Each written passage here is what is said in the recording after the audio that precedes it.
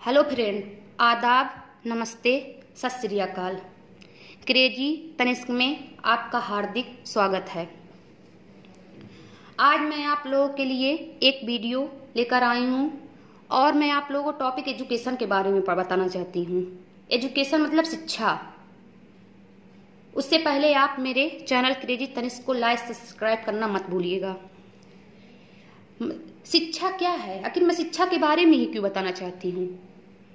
क्योंकि आजकल शिक्षा जो होता, शिक्षा के बिना जीवन की कल्पना नहीं की जा सकती है। सबको पता है, हर किसी, आपको पता है, हमें पता है, सभी को पता है।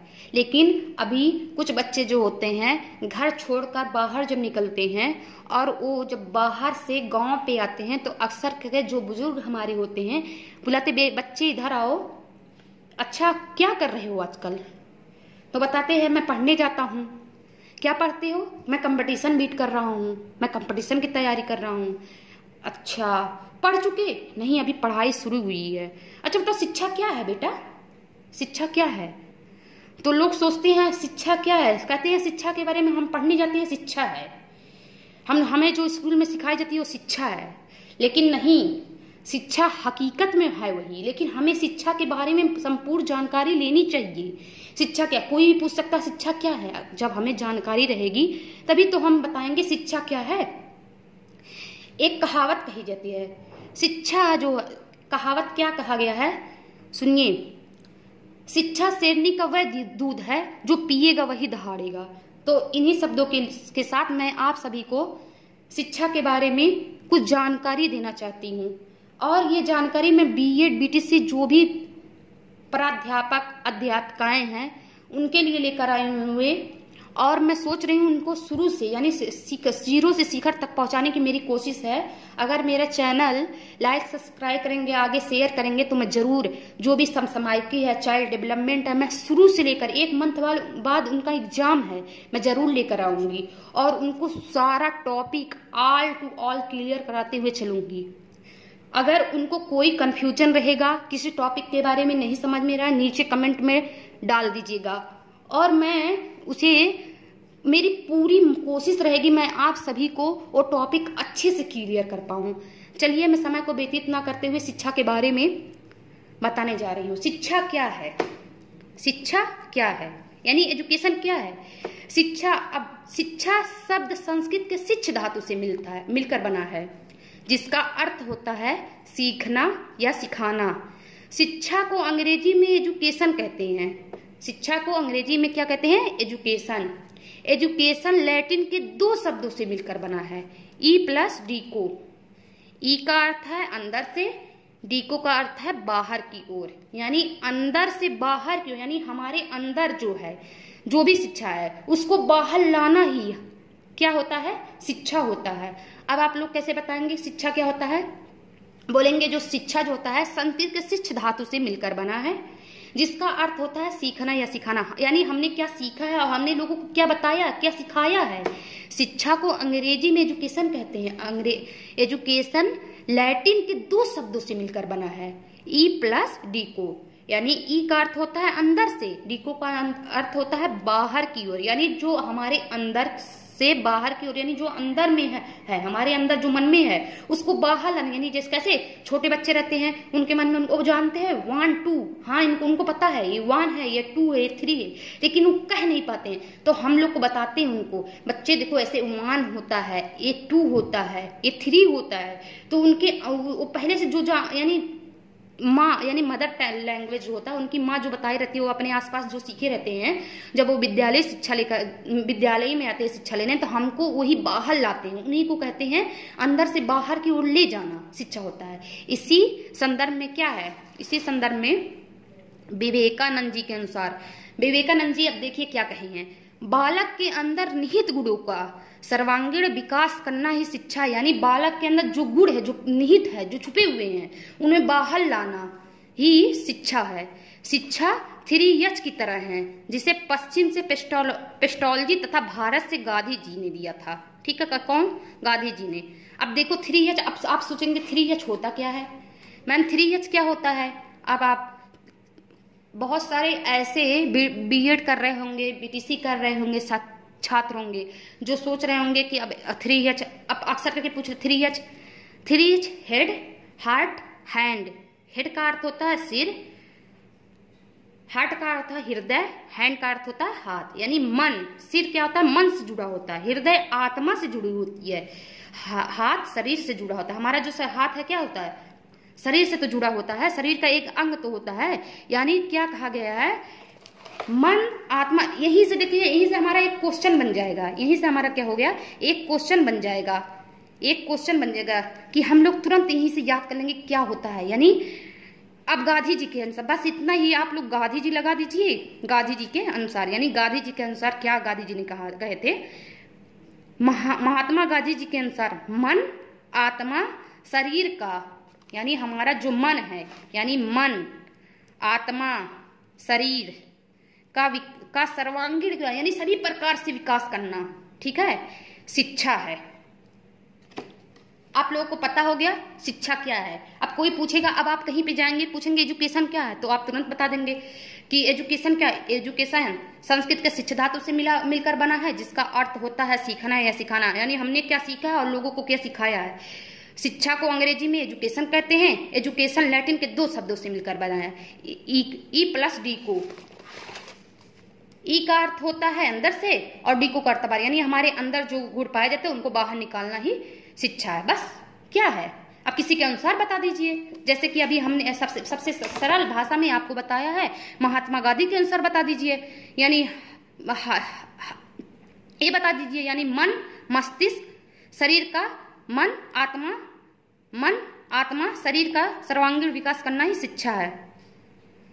अब हम आपको, उसके बाद में क्या हुआ? बाद में जो था शिक्षा आया, बाद में बढ़ता गया, तो उसके बाद 4H आ गया।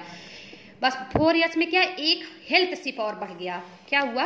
बाद में जो होता है, बाद में 4H आया, 4H में हेल्थ जुड़ गया है,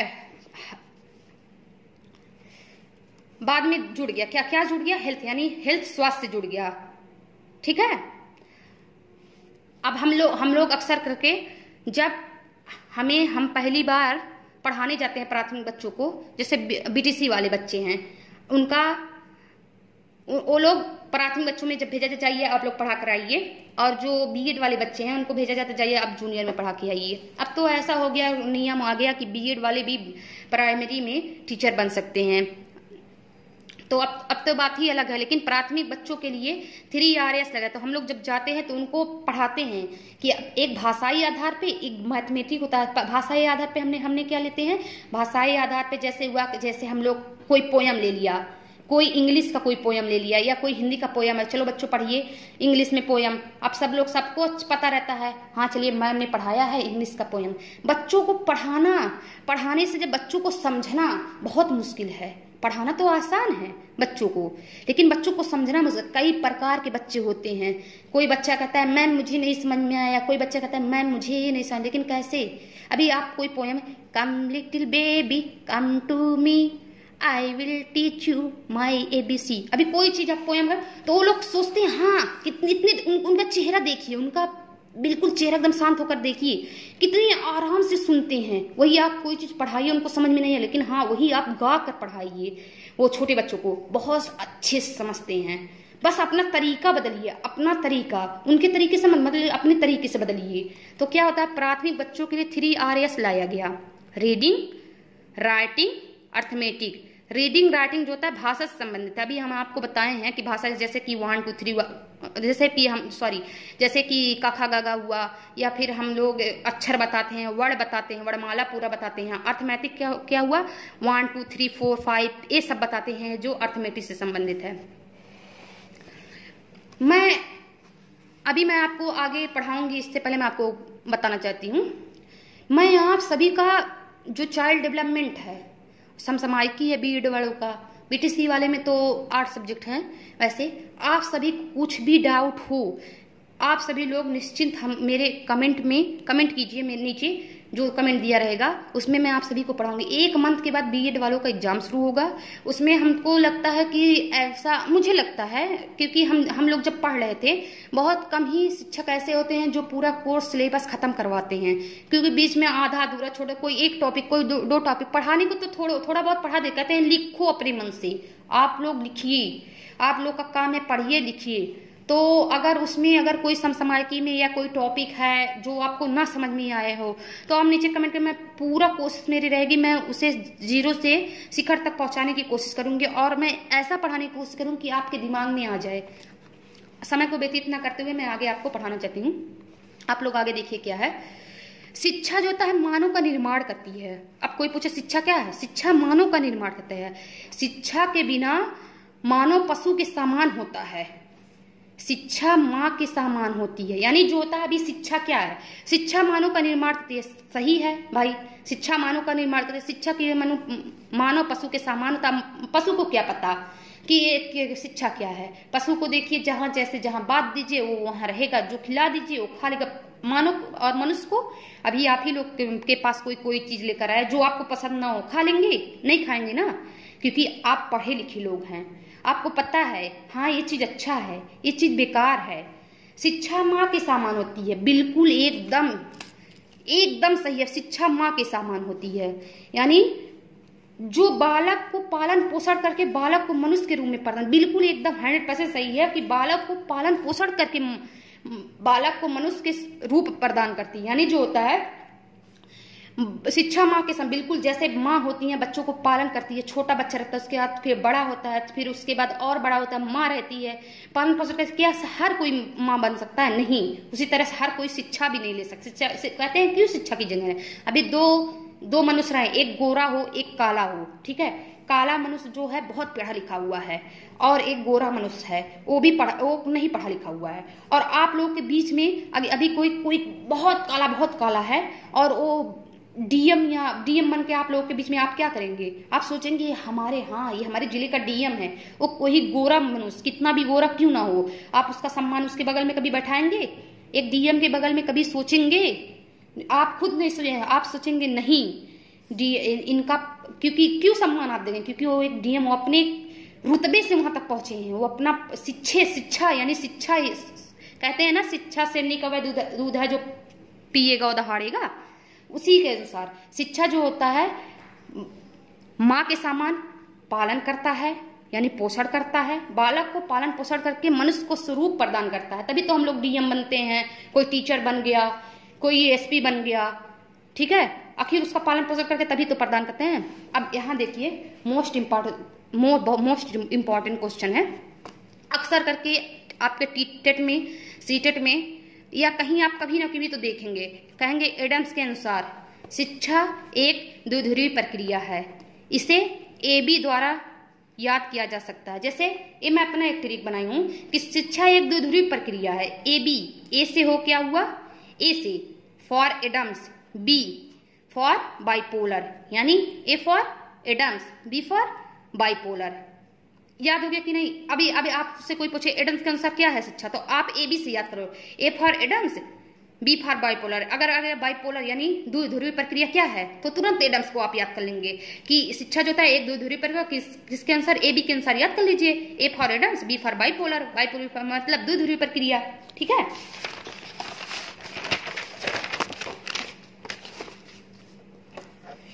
यहाँ एक क्वेश्चन और है उसी से मिलता जुलता, जैसे जॉन डीवी के अनुसार शिक्षा एक त्रिमुखी प्रक्रिया है।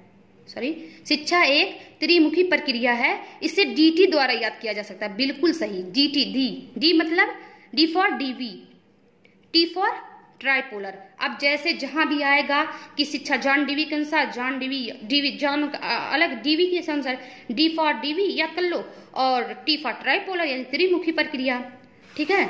जॉन डीवी को प्रयोजनवाद का समर्थक माना जाता है। आप लोग पढ़े होंगे प्राकृतवाद, ठीक है? प्रयोजनवाद क्या होते हैं, इसके समर्थक कौन होते हैं, आदर्शवाद क्या होता है, आप सभी लोग पढ़े होंगे।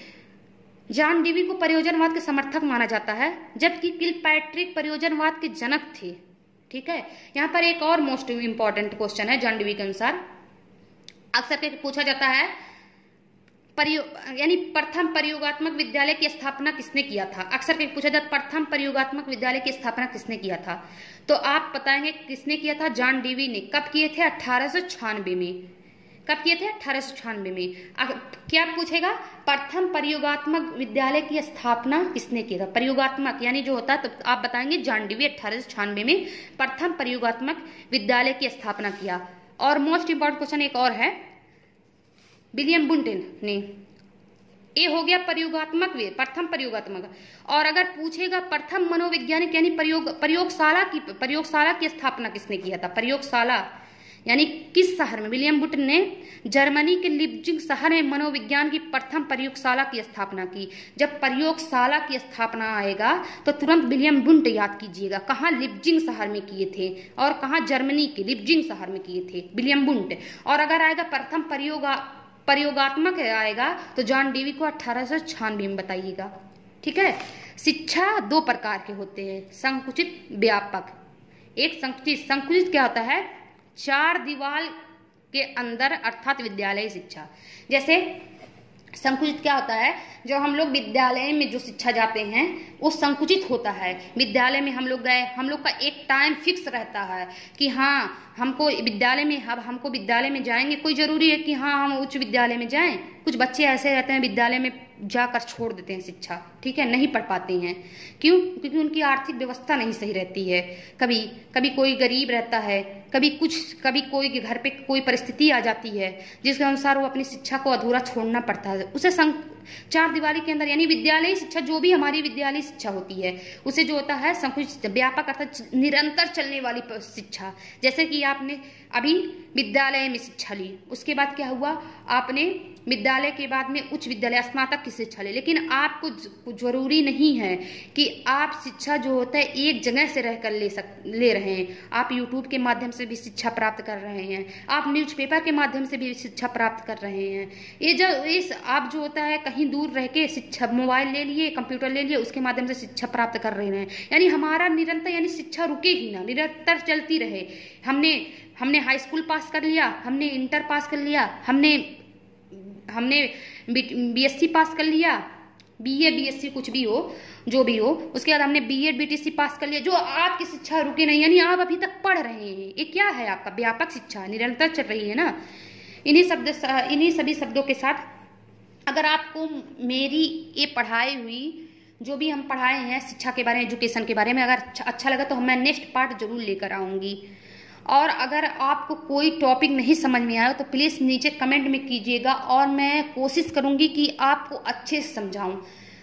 अब मैं आपको कल क्या क्या है, अगर आपको अच्छा लगेगा लाइक सब्सक्राइब करना मत भूलिएगा। एक बार मैं इसे पूरा रिवीजन करवाऊँगी, उसके बाद फिर आगे जो है इसका दूसरा पार्ट लेकर आऊँगी जिसमें पूरा डिटेल में दिया रहेगा। उसका रूप बताऊँगी, उसका जो प्रकार है वो बताऊंगी शिक्षा का। इसमें बहुत कुछ है और आपका एक दो वीडियो में आपका पूरा जो है कवर हो जाएगा। आप बीएड कर रहे हैं या बीटीसी कर रहे हैं, कभी भी शिक्षा के बारे में पूछेगा आपको। शिक्षा से मैंने जरूर सवाल उठाया, लेकिन उसके अंतर्गत मैंने पूरा, चाहे जॉन डेवी हो, चाहे एडम्स हो, चाहे विलियम बुंट, इसके जो भी है मैं इन्हें भी लेकर चलूँ साथ साथ में 1 नंबर का क्वेश्चन, ताकि आपको बाद में दिक्कत ना हो। और इन्हीं सब शब्दों के साथ मैं अपनी बात को ख़त्म करती हूँ। जय हिंद, जय भारत। और लाइक सब्सक्राइब करना मेरे चैनल को मत भूलिएगा। जय हिंद, जय भारत।